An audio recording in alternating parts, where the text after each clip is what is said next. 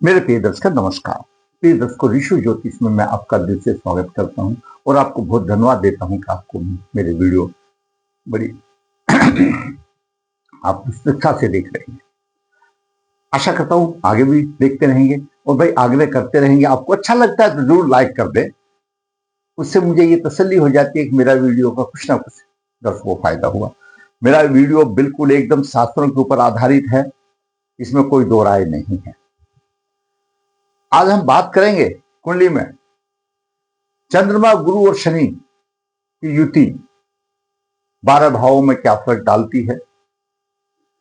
पहले भाव में, दूसरे भाव में, तीसरे और छठे अष्टम भाव में, तीसरे, छठे, अष्टम और 12वें भाव में अशुभ मानी गई है। चतुर्थ, पंचम, सप्तम और नवम, दसम और 11 भाव में कुछ शुभ मानी गई है। उसके बाद बात करेंगे व्यवसाय। व्यवसाय कैसा होगा, आमदनी कैसी होगी। और आमदनी के भाव का स्वामी अगर 22वें देश के में हो तो भी परेशानी आ गई। और द्वितीय धन का भाव का स्वामी और विवाह का कारक ग्रह अगर विष निवास में हो तो धन की भी हानि हो जाएगी और शादी में भी परेशानी आएगी। और बाद के इस ग्रह भी अपने आप में स्थिति में हो, बलवान हो, तो हर एक काम में आपको बाधाएं आएंगी। इन्हीं कुछ चंद बातों को हम कुंडली में देखेंगे। 2-4 मिनट लंबा हो सकता है वीडियो, ज्ञान का वर्धक है, ध्यान बने रहना। चंद्र, गुरु और शनि का योग समस्त 12 भावों में क्या देगा, छोटे से प्रभाव में बताऊंगा। बाद केस कैसे बनता है मैंने पहले भी बहुत बताया है और अभी भी लोगों को भ्रम सा है, मेरे को फोन करके भी पूछते हैं, मैं फिर बता देता हूं, कोई दिक्कत नहीं है। व्यवसाय नहीं और व्यवहार में बाधा क्यों हो रही है। जातक का जन्म 1 सितंबर 1999 कृष्ण पक्ष है, भरनी 3 बुधवार को सुबह 8 बजे हुआ। जन्म के समय पर कन्या लग्न हुआ, 13 डिग्री है और तीर्थ भाव में मंगल अपनी राशि में 5 डिग्री लेकर के विराजमान है। पंचम भाव में केतु 17:40 लेकर के है और अष्टम भाव में गुरु 11 डिग्री 3 मिनट, चंद्रमा 20 डिग्री 12 और शनि 23 डिग्री 19 मिनट लेकर के मेष राशि में है। एकादश भाव में शुक्र 26:13 लेकर के है, राहु 17:40 लेकर के है। द्वादश भाव में सूर्य अपनी राशि में है, 14:22 लेकर के, बुध 7:4 लेकर के अस्त है। बुध लग्नेश भी है और दसम भाव का स्वामी है, अस्त है। तो विवाह में तो यहीं पर परेशानी आ गई। विष नवास में सूर्य और शुक्र है, सूर्य विष नवास में है और शुक्र भी है। सूर्य द्वादश भाव में है, द्वादश भाव दंड का है, खर्च का है, विदेश का है और सेवा सुख का है। सूर्य जब विष निवास में आ जाता है तो सिद्धांत ये कहता है कि अपने कारक में कमी करेगा। सूर्य आत्मा का कारक है, पिता का कारक है, प्रशासन का कारक है, तो इन समय कमी करेगा। और जहां की भी जिसकी जो उसकी अपनी राशि है उसके राशि फलों में भी कमी करेगा। तो सूर्य भी अशुभ फलदाता बन गया। शुक्र की बात करें तो शुक्र द्वितीय भाव का स्वामी है और भाग्य भाव का स्वामी है और एकादश भाव में है। साधारण तौर पर अच्छी स्थिति आती है कि एकादश भाव का द्वितीय भाव का स्वामी शुक्र यहां पर हो तो अच्छी धन की स्थिति बनती है और नव भाव का स्वामी एकादश भाव में तो अच्छी स्थिति बनती है। लेकिन विष नवास में आ गया, धन की भी हानि और भाग्य की भी हानि और शुक्र विवाह का कारक है, विवाह में भी परेशानी आ गई। चंद्रमा 13 डिग्री पर लगन उदय है, 13 डिग्री तक 21वां देश कोण होगा और उसके बाद 22वां देश कोण 13 से लेकर के और 23 तक होगा। तो चंद्रमा 22वें देश कोण में है। 22वें देश कोण में 22वें देश कोण में जो ग्रह होगा वो अपनी दशा अंतरदशा में हानि करेगा। तो चंद्रमा किस भाव का स्वामी है, क्या हानि करेगा? चतुर्थ भाव का कारक ग्रह है और एकादश भाव का स्वामी है, तो दोनों में हानि करेगा। चंद्रमा ने भी हानि कर दिया, शुक्रों की भी हानि ये भी होगी। बाद केस दर्शकों फिर आप सुन लीजिए, मैं बहुत है और मैंने भी 1-2 यूट्यूब में बैठा है तो हमारे जो आदरणीय हैं कुछ अधूरा बता देते हैं। मैं स्पष्ट बता देता हूं। बाद केस चल लगन क्या होगा, यहां पर एक राशि जैसे ये है 4 हो, वो 7 हो, 10 हो, यानी चल लगन बोलेगा। जिसका लगन मेष राशि का हो, तुला राशि का, कर्क राशि का हो, तुला लगन का हो, मकर राशि का हो, उसमें बाद किस बनेगा? एकादश भाव का स्वामी। कोई भी राशि होगी वो एकादश भाव का स्वामी बनेगा, लेकिन शर्त है कब बनेगा वो बनेगा अष्टम भाव में हो, अष्टमेश के नक्षत्र में हो और अष्टमेश के साथ युति कर रहा हो तो बाद केस बनेगा, वैसे बाद केस नहीं बनेगा। दूसरी स्थिति में स्थिर लगन 2, 5, 8, 9, 11 में, यानी वृषभ लगन हो, सिंह लगन हो, वृश्चिक लगन हो, कुंभ लगन हो, 2, 5, 8, 11 में 9 भाव का स्वामी बनेगा। जबकि माना यह गया है कि लग्नेश, पंचमेश और नवमेश उच्चतम धर्म त्रिकोण है और भाग्य भाव का स्वामी है, जहां देखेगा वहां की फल करेगा। लेकिन वो 9 भाव का स्वामी भी बाद के कब बनेगा, ये कंडीशन है, उस कंडीशन को कोई नहीं बताता, अधूरा रह जाता है, ज्ञान छिपा लेते हैं। ये एक ब्रह्म ज्ञान है, कोई अपने घर से लेके नहीं आया, मैं भी नहीं लेके आया, मुझे मालूम है जो हमारे गुरु जी ने बताया है।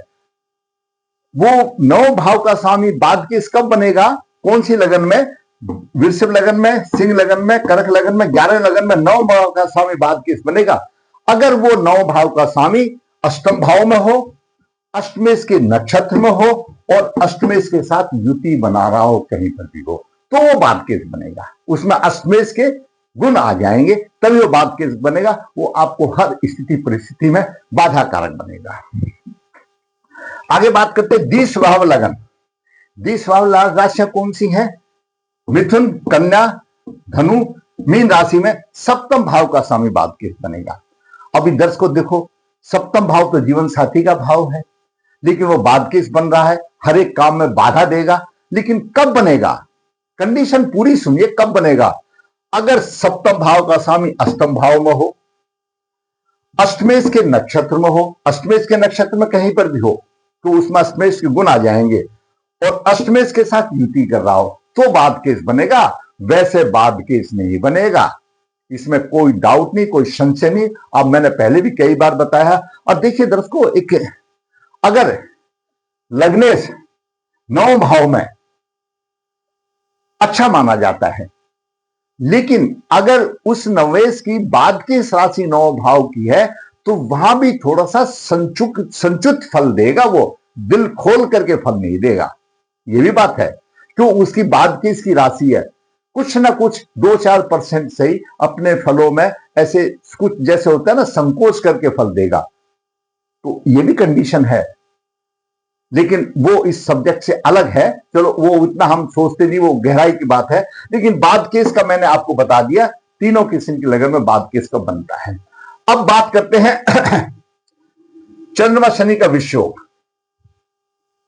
अब बाद केस में, जैसे इसमें कन्या लगन की कुंडली है, कन्या लगन द्विस्वभाव लगन है, सप्तम भाव का स्वामी गुरु है, अष्टम में आ गया, बाद केस बन गया। ये बाद केस बन गया, गुरु अष्टम में आ जाने से बाधा कारक बन गया। हर एक काम में वो बाधा डालेगा, बाकी कहीं होगा तो नहीं बाधा डालेगा। अष्टम में आ गया तो बाधा कारक होगा, बाद केस बन गया। इस कुंडली के लिए गुरु भी बाद केस बन गया। गुरु 2 केंद्रों का स्वामी है, पहले ही दोषी, बाद केस हो गया तो दोषी। और विवाह का कारक शुक्र विष नवास में चला गया, विवाह नहीं हो रहा। धन का स्वामी एकादश भाव में अच्छा माना जाता है, भाग्य भाव का स्वामी शुक्र विश्ववास में आ गया, भाग्य का साथ नहीं, धन का साथ नहीं, विवाह नहीं, बाद के सपने स्वयं बाद केस बन गया। और चंद्रमा देश कोण 22वें देश कोण में आ गया, एकादश भाव का स्वामी, आमदनी नहीं। यह है प्रिडिक्शन, ये है बिल्कुल एक शास्त्रों के आधार पर है, जो कि मैं आपको यूट्यूब में बता रहा हूं। आप भ्रमित मत हो किसी से। ये इस तरह का चंद्रमा, क्योंकि 22वें देश कोण में आ गया, 13 डिग्री पर लगन उदय हुआ, यहां पर 13 डिग्री पर 21वां देश कोण खत्म होगा, 13 से 23 डिग्री तक 22वां चलेगा, तो चंद्रमा एकादश भाव का स्वामी 22वें देश कोण में आ गया है, ये भी अशुभ आ गया। अब बात करते हैं चंद्रमा शनि का विषयोग।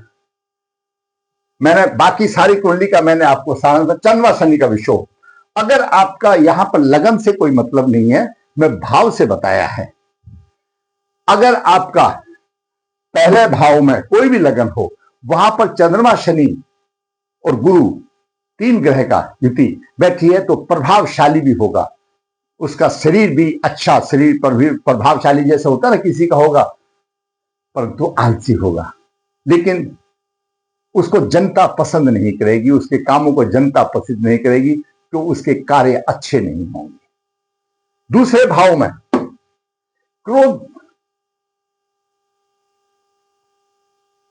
क्रोध भी नहीं होगा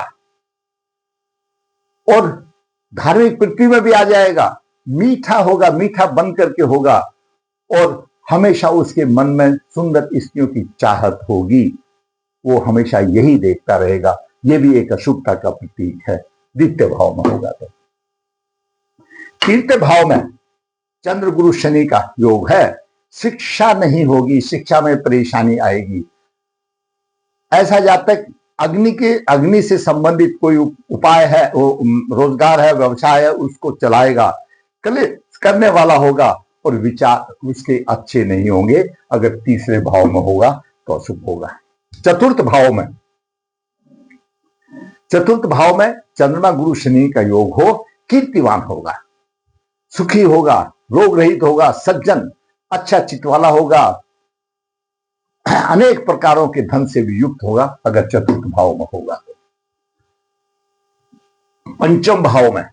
पंचम भाव शिक्षा बुद्धि का भाव है। विशेष बुद्धिमान होगा, प्रसिद्ध कवि भी हो सकता है, शत्रुओं का विनाश करने वाला होगा, सुखी होगा, सुंदर और उसका हृदय पवित्र होगा अगर पंचम भाव में होगा। क्यों? चंद्रमा गुरु भी साथ में है ना, शनि के साथ में।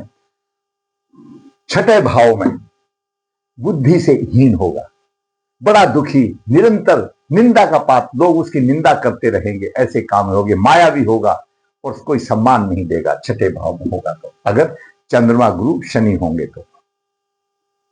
सप्तम भाव में ऐसा उसका व्यवहार होगा कि मानो देवता भी उसको पूजित करें। मतलब बहुत अच्छा व्यवहार होगा, जिसको देवता भी चाहे, इच्छा हो। उसके पास अच्छी सवारी होगी, इंद्रियों को जीतने वाला जितेंद्र होगा, तीर्थ यात्रियों को आश्रय देने वाला होगा। तो कितनी सुंदर बात है अगर सप्तम भाव में होगा।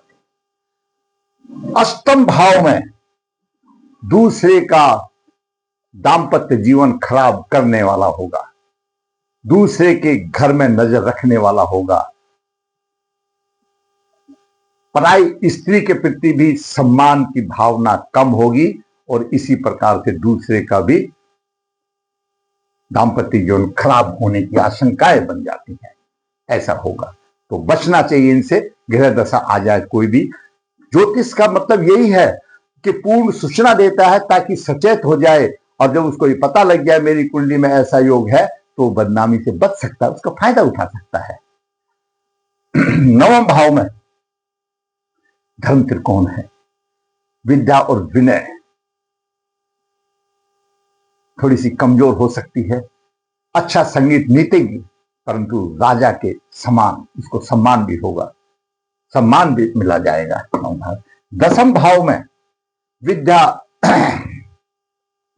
नवम भाव में बुद्धिमान होगा, क्रोध नहीं होगा, बुद्धिमान होगा, क्रोध भी नहीं होगा, तेजस्वी होगा, प्रसिद्ध होगा, थोड़ा सा अभिमान भी होगा।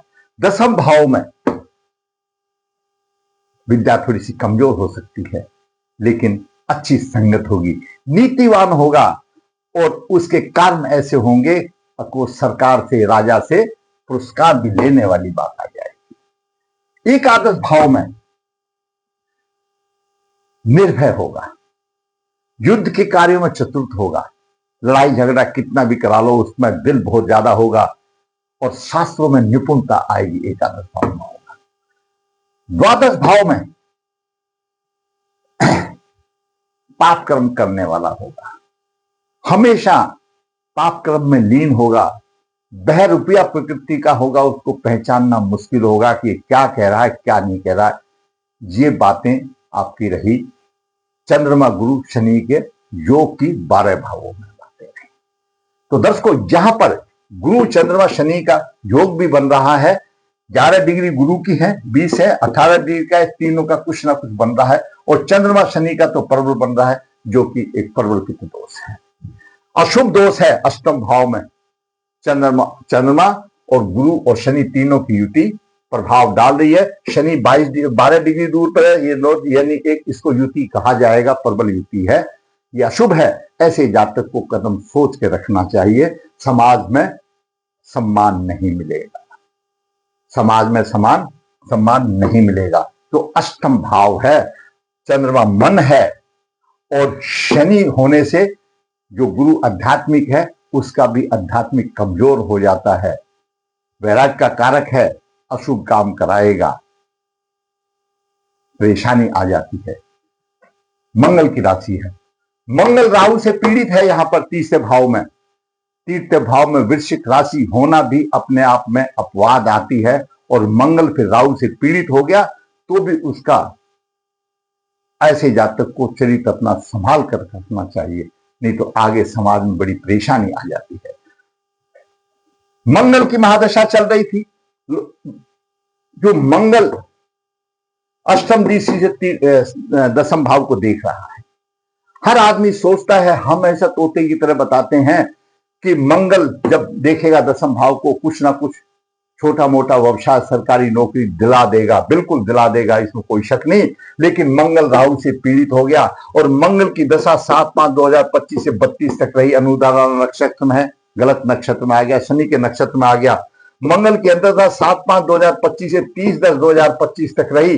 मंगल की अंतर्दशा तक जातक को ये रही, अब शायद मुझे नौकरी मिल जाएगी।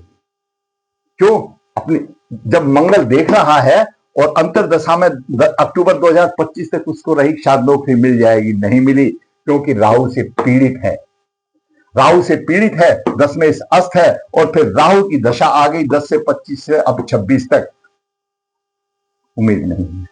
जब समय था, जब मिला नहीं, अब समय निकल गया, क्योंकि प्रबल पित्त दोष की कुंडली है। जब लग्नेश ही चला गया, दसम भाव का स्वामी ही चला गया, और आमदनी के भाव का स्वामी चंद्रमा 22वें दृष्टिकोण में हो गया, गुरु बाधा कारक हो गया, शुक्र धन भाव का स्वामी विश्व नवास में हो गया। नौकरी मिलने का मतलब है धन आना, तो कैसे आएगा? ये सारी चीजें एक से एक संबंध रखती हैं। धन की, चंद्रमा ने धन की आमदनी रोक दी, शुक्र ने भी धन की आमदनी रोक दी। नौकरी मिलेगी तो धन मिलेगा ना, तो वो अपने आप रुक गई। ये सब यानी सारा रूप ये समझो, ये जितने भी नवग्रह है, इनकी सबकी चट्टी बट्टी एक मीटिंग है भाई। जब देख लेते हैं चंद्रमा जी नहीं दे रहे हैं, तो गुरु की भी हिम्मत नहीं है, मंगल की भी हिम्मत नहीं है, और शुक्र की भी हिम्मत नहीं है, कोई नहीं देना, अपने आप में बल उनता है। वो चंद्रमा राजकुमार है, संघर्षशील कोई बन गई। प्रबल पित्त दोष है, पित्त दोष निवारण कीजिए। तो पित्त दोष निवारण कर से ये देश कौन वेश कौन, सब उपाय यही है। लेकिन हम मनुष्य योनि में आए, मैं हमेशा बताता हूं कि ये कर्म है, एक भगवान को अपील है, वो सुने तो उसकी मर्जी। हो सकता है तुम्हारे पूर्व जन्म के अशुभ कर्म कट जाए, नहीं है तो भाई कर्म भोग तो भोगना पड़ेगा, भोगने के अलावा कोई चारा नहीं है। फिर भी भगवान की तरफ ध्यान लगा लीजिए, फिर दोष निवारण कीजिए, बुद्ध का रतन गले में धारण कीजिए, तो आपको कोई राह हो सकती है। शुक्र और राहु की युति की शांति कराइए, कि शुक्र के साथ राहु है, पूर्व जन्म का अशुभ प्रभाव है, किसी स्त्री का श्राप है ये, और विवाह होने में परेशानी है। अगर आपको वीडियो अच्छा लगा तो आप लाइक करें, शेयर करें। जिसने चैनल सब्सक्राइब नहीं किया, सब्सक्राइब करें, ताकि आने वाली भी अपडेट आपको मिलती रहे। धन्यवाद।